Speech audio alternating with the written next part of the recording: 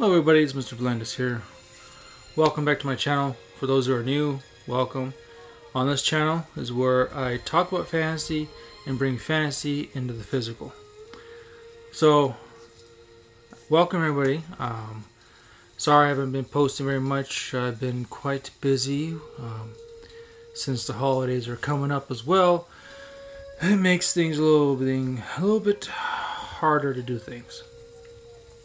I haven't been doing much for Nano. I didn't really specify the fact that I was going to do Nano, but I mean, I am still writing in my book, so it's Nano's happening, just not typing it.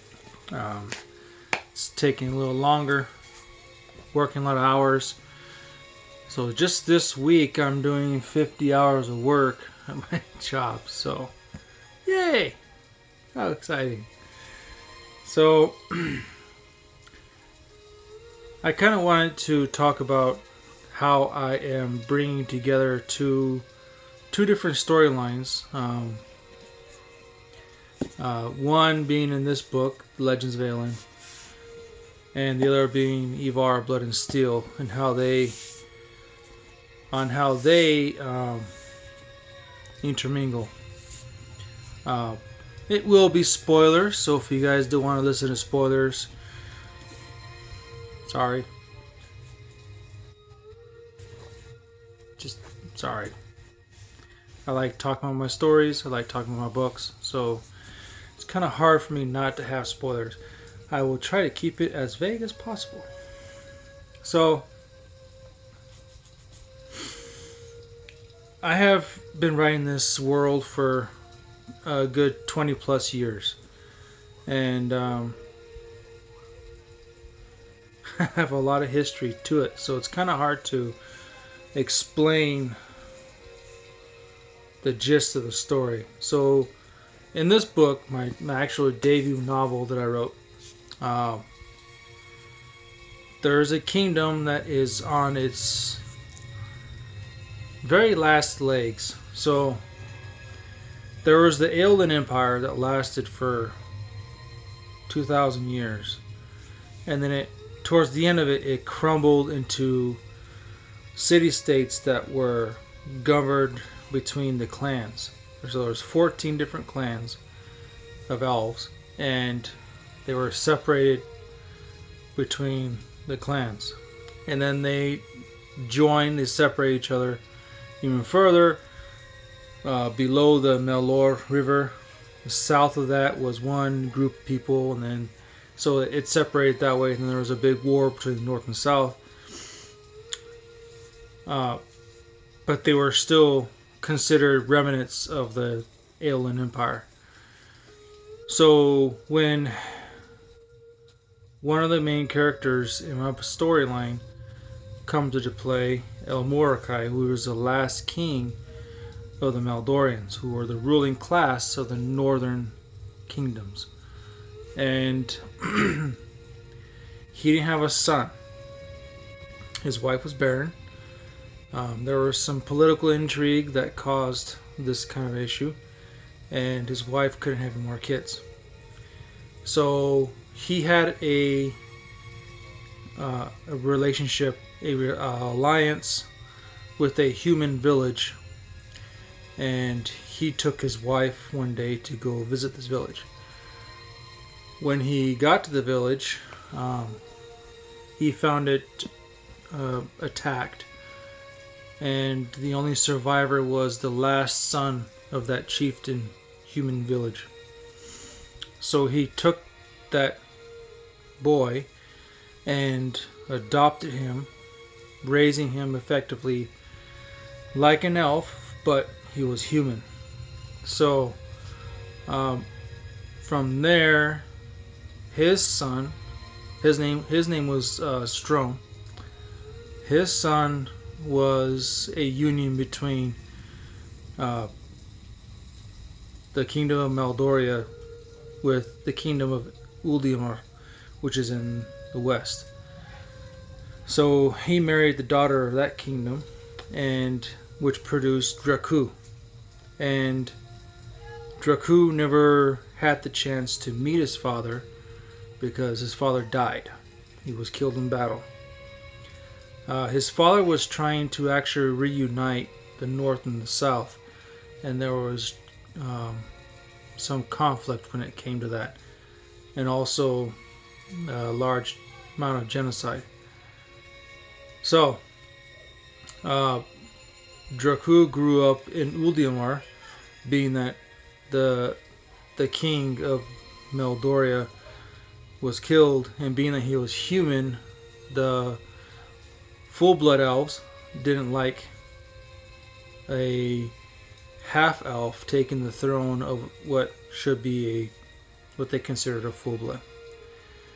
So the nobles, the council, they took over, and they ruled instead of Dracu stepping on. So Dracu's mom, took him back to Uldiamor, where he was raised by her father, Japheth. And that's where he grew up till about the age 40-50. So at that age, they were trying to betroth him to a human princess that was to the kingdom of Maidagoba. And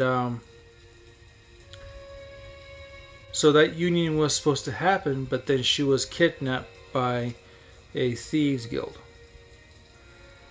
And she was taken south as a prize to a warlord by the name of Eldar. And the warlord Eldar was in charge of the coastal city Red Horde army. And Dracu wanted to go down and save the princess, who her name was Elizabeth. And so he took some knights and a couple of dark elves and headed south to go save his betrothed. But here's the twist. He wasn't gonna marry her because he loved her. He was gonna marry her because it was his duty, and they were telling him to do it. The woman he did love was a elf woman by the name of Melania, and she is a descendant of a general, a very well decorated general. But being that he was old and had some ailments, she took his place and joined the little expedition south to go save the human princess. So on his journey south, they get attacked, they get waylaid, they get taken off course, and the person who takes them back on course is, lo and behold, Ivar. And with some of you that have been following me and have read my book, understand that Ivar has a very intolerant attitude towards half-elves. And when he sees Dracu, he does not trust him. But being that they're headed to the same direction, Ivar decides that he wants to use this opportunity to get close to Adar to avenge his family's death. So that's how that interweaves at that point in the book. So from there, they take the journey. The group gets split up by the end of the book. One group goes back to where the kingdom of Meldoria is, and Ivar and some other characters get separated, and they stay on the continent of Alimora, sorry. And excuse me, correct myself again. Eleonora. Sorry, it's kind of late, tired. Please forgive me. And from there, the other group that goes to the kingdom of Meldoria, they come across the council and they come across a couple rebel groups. And once they realize that he is the heir to the true kingdom, they start rallying behind him, and eventually he will have to deal with the council. But I end it in a way that where I don't expose my ideas for book 2. So Ivar comes in contact real closely to Adar, but doesn't really get the chance to take his revenge. So that's how what I wrote in this book. I've been told that I have not put enough information in it, and that I need to put more in this one. But this one also needs to be edited and all that stuff. But this is where bulk of my ideas are. So this, when it comes to me writing books and the future books, this is going to be my primary storyline. And the next book actually takes place directly after this. It picks up where they're having to deal with the council and deal with reuniting and bringing them under Dreku. Dreku originally does not want to become king, but when he sees the situation that the people are in, he decides to take up the mantle and try to lead them in a unification. But you also get to meet new characters, new devious characters, and you get to meet the big baddie, who not telling. Anyway, but yeah, the big baddie is the dragon they've been talking about through all my books. The dragon is a well-known story, well-known legend, and the dragon wreaks havoc across the world, and everybody knows about him. So people fear him, people worship him, and mostly fear him. So they come in contact with the big baddie in that second book, and they battle him and his armies.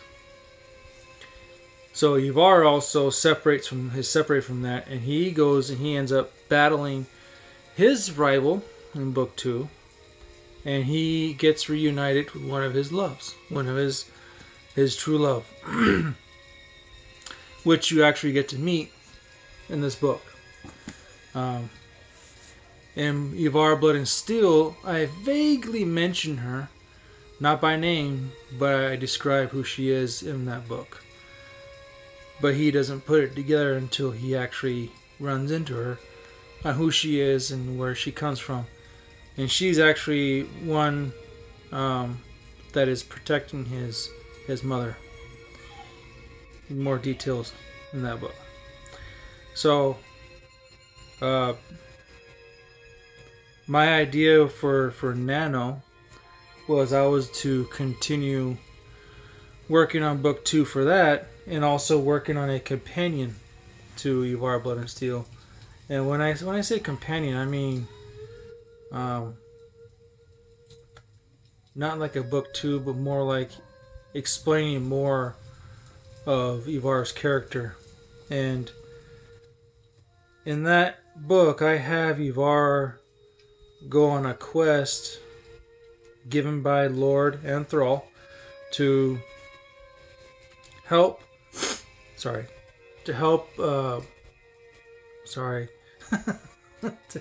to help quell a rebellion before it gets out of hand. And he ends up having to work with some unsavory characters. I do introduce a group of vampires.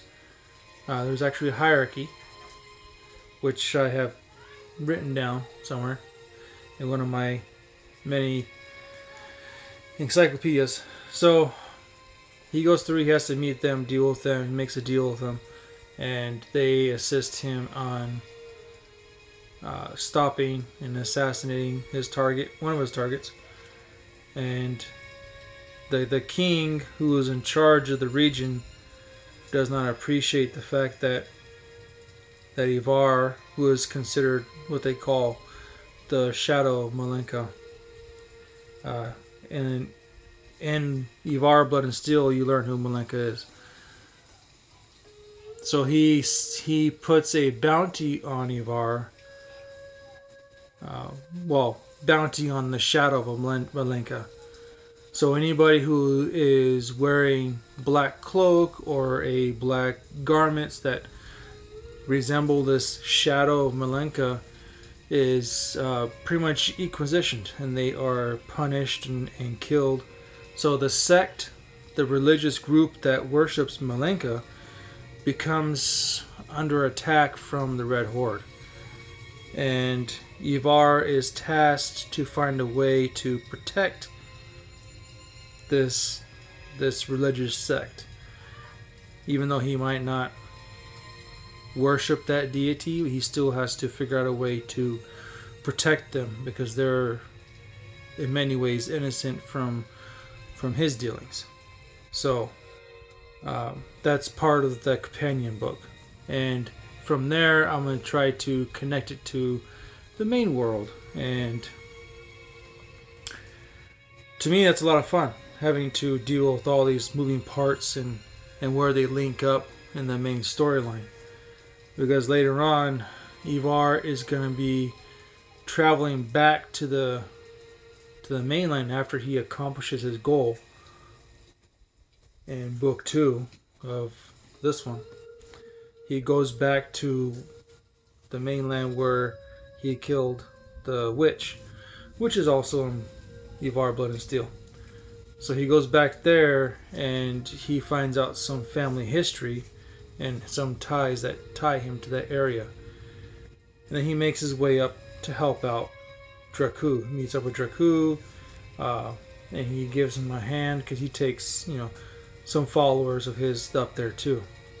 And then eventually I wanted to tie Ivar back into the kingdom of Myrtle. So there's a lot of stuff I'm planning on working through, which I have a lot of it written out. Just not typed on the computer in book form yet. So I have all the ideas that I want.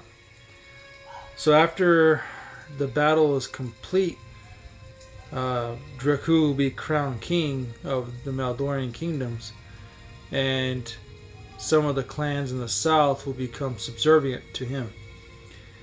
And Ivar, I was going to have him go back to Myrtle and try to restore his kingdom where he came from. So that's going to be probably another 2 or 3 books down the way. That's just kind of like an overview of what I've been working on this past couple of weeks. I've been planning out and thinking where I can take this story, how far I can go with it.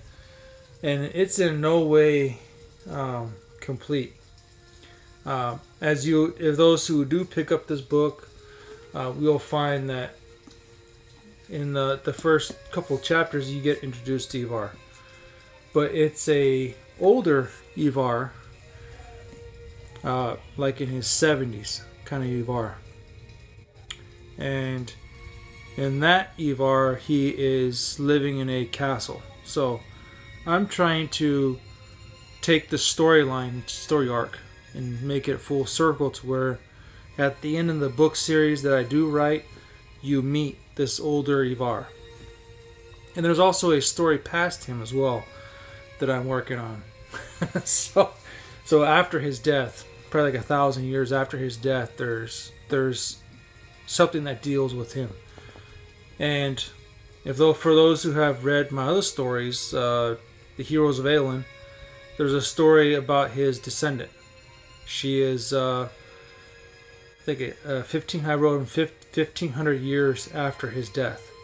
She is into play, and she's like a direct descendant. So, there we go. That's kind of like an overview of what I'm working on. I know it's kind of a long video today. Sorry about that. But I got to catch up on my video. I got to get my schedule back to normal. I do apologize for such a late video in the month. Um, but you know, life gets busy, and when you're a writer, you also are juggling other things. And sometimes a lot of us writers have families and jobs and stuff that take up our space, our time. And I saw a tweet on Twitter. If you had the money of Elon, would you still write? And I said yes, because I'd have more time. But then I started thinking, if I had that much money, I think I'd be busy all the time, even with that. So, who knows? But hey, thank you for watching for this long. If you guys watched, I do appreciate it. And I do have the community tab available. So I will be trying to post there, make contact there as well for you guys to look at and talk to me about and ask questions if you like. So my community tab is actually available. If you guys want to write me there, that would be great. Thank you guys for watching. Have a wonderful night. And as always, stay being creative.